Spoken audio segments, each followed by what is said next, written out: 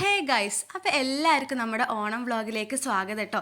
ഓണം കഴിഞ്ഞ് 2-3 ദിവസം കഴിഞ്ഞിട്ടാണ് ഈ വ്ളോഗ് ഇടാനുള്ളൊരു അവസരം നമുക്ക് കിട്ടിയത് ഗൈസ്. എന്ത് ചെയ്യാനാ, ബിസി ലൈഫായിപ്പോയി. അപ്പോൾ ആദ്യം തന്നെ അമ്മമ്മയാണ് കേട്ടോ പൂക്കളിട്ട് തുടങ്ങിയത്. ഇന്ന് പൂത്തറയിലും അമ്മമ്മയും നമ്മൾ കൊലായ്മയിലും ആണ് കേട്ടോ പൂക്കളിടണത്. അപ്പോൾ അമ്മമ്മ രാവിലെ തന്നെ അമ്പലത്തിലൊക്കെ പോയി കുളിച്ച് സുന്ദരിയായി വന്നിട്ടാണ് പൂക്കളിടണത് കേട്ടോ. അപ്പോൾ നടുക്കൊരു മന്ദാരമൊക്കെ വെച്ച് കുറച്ച് മഞ്ഞപ്പൂവും അതിൻ്റെ ചുറ്റും ചെമ്പരത്തിയൊക്കെ വെച്ചിട്ടാണ് അമ്മമ്മ പൂക്കളിടണത് സ്റ്റാർട്ട് ചെയ്തത്. അതിന് ഇടയിൽ കൂടെ നമ്മളെ പൂക്കളത്തിനുള്ള പൂക്കൾ റെഡിയാക്കാണ് കേട്ടോ. പിന്നെ ഞാൻ ഒറ്റയ്ക്കല്ല ഗൈസ്, എനിക്ക് സഹായത്തിനായിട്ട് ഇവിടെ 2-3 കുട്ടികളും കൂടി ഉണ്ടേനി കേട്ടോ. പിന്നെ ഈ പൂക്കൾ എന്താ പറയുക, ഇത്രയും ഭംഗിയുള്ള പൂക്കളൊക്കെ അടർത്തി മാറ്റുമ്പോൾ നമുക്ക് ചെറിയൊരു സങ്കടമൊക്കെ ഉണ്ട്. പക്ഷേ എന്നാലും നമുക്കത് ചെയ്തല്ലേ പറ്റൂ. ഇതാണ് കേട്ടോ എൻ്റെ സഹായത്തിനുള്ള വ്യക്തി നമ്പർ 1.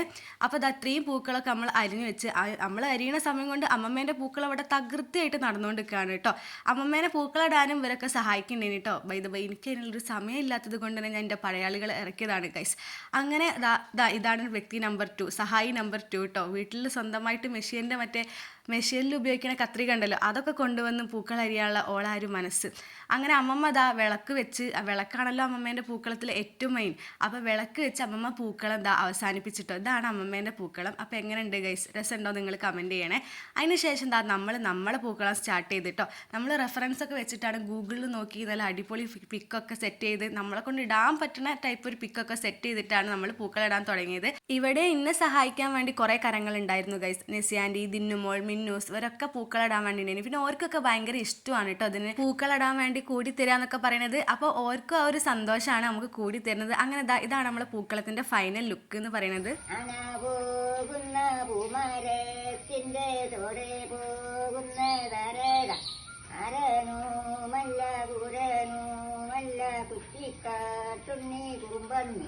പന്നീവാലുമേ തുവേലും കുത്തി പലിച്ചോറുന്ന മാധവം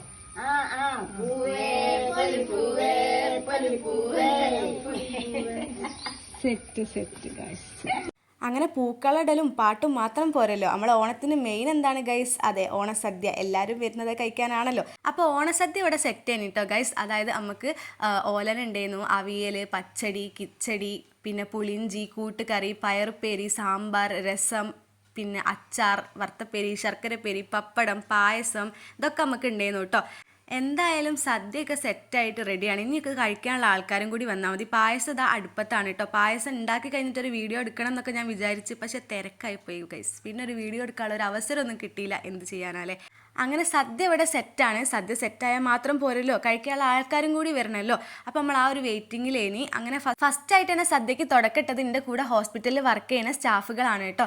അപ്പോൾ ഇതൊക്കെ എനിക്ക് ഭയങ്കര ഇഷ്ടമുള്ള കാര്യമാണ്. അതായത് നമുക്കറിയണ കുറേ ആൾക്കാർ വരുന്നത്, നമുക്ക് ഇഷ്ടമുള്ള കുറേ ആൾക്കാർ വരുന്നത്, നമ്മളവർക്ക് സദ്യയൊക്കെ വിളമ്പി കൊടുക്കണം, ഓരോ വിഭവങ്ങൾ വിളമ്പി കൊടുക്കണം.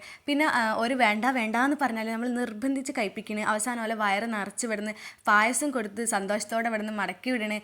ഇതൊക്കെ എന്താ പറയുക, വേറെ ഒരു പ്രോഗ്രാമൊന്നും അങ്ങനെ കിട്ടില്ലല്ലോ ഈ ഓണം, വിഷു. അതേപോലെ അതിനുശേഷം നമ്മുടെ വീടിൻ്റെ അടുത്തുള്ള ടീംസാണ് കേട്ടോ വന്നത്. ഇവരൊക്കെ കണ്ടോ എൻ്റെ വ്ളോഗിൽ ഹായ് ബൈ ടാറ്റ എന്നൊക്കെ പറയുന്നുണ്ട്. എന്നെ സപ്പോർട്ട് ചെയ്യാണ് ഗൈസ്. ഇത്രയും സപ്പോർട്ടിങ് മെൻറ്റാലിറ്റി ഉള്ള ഒരു പീപ്പിൾസിൻ്റെ നടുവിലാണ് ഗൈസ് ഞാൻ ജീവിക്കുന്നത്.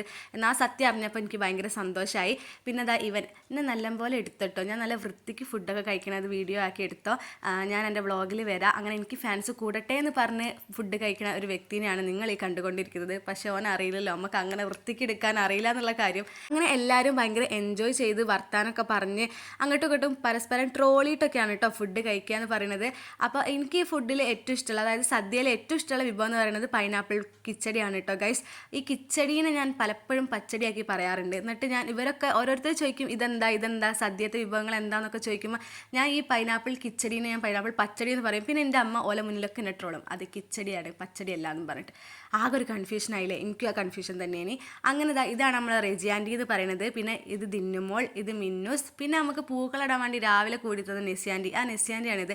രാവിലെ ഒരു അലമ്പ് ലുക്കിൽ വന്ന് ഇപ്പോൾ പോയി മേക്കപ്പ് ഒക്കെ ഇട്ട് വന്നതാണ് കേട്ടോ. അങ്ങനെ ഹോസ്പിറ്റലിലത്തെ ഫസ്റ്റ് ടീം പോയി സെക്കൻഡ് ടീം ഇവിടെ ലാൻഡ് ചെയ്തിട്ടുണ്ട് ഗൈസ്. ഒരു വഴി കണ്ടുപിടിക്കാൻ കുറച്ച് ബുദ്ധിമുട്ടി, കാരണം കുറേ വളവുകളും തിരിവുകളൊക്കെ ഉള്ളൊരു വഴിയാണ് കേട്ടോ. പക്ഷേ സദ്യ കഴിക്കാനുള്ള ഒരു എക്സൈറ്റ്മെൻറ്റിൽ ഓൽക്കാവുന്നും ഒരു പ്രശ്നമേ അല്ല. ഇനി ഇതിൻ്റെ ഇടയിൽ കൂടി വേറെ കുറേ ടീംസ് വരുന്നുണ്ടായിരുന്നു ഗൈസ്. പക്ഷേ പണിയെടുക്കാനും വീഡിയോ എടുക്കാനും കൂടി ഒരുമിച്ച് കഴിയാത്തത് കൊണ്ട് തന്നെ ഓൽക്കൊന്നും വീഡിയോയിൽ വരാൻ കഴിഞ്ഞില്ല. അങ്ങനെ ഈ 2 വ്യക്തികളോട് കൂടി ഈ കൊല്ലത്തെ ഓണം നമ്മൾ അവസാനിപ്പിച്ച് ഇനി അടുത്ത കൊല്ലത്തെ ഓണത്തിനേക്കുള്ള വെയിറ്റിംഗ് അല്ലേ. അപ്പോൾ ബൈ ഗൈസ്.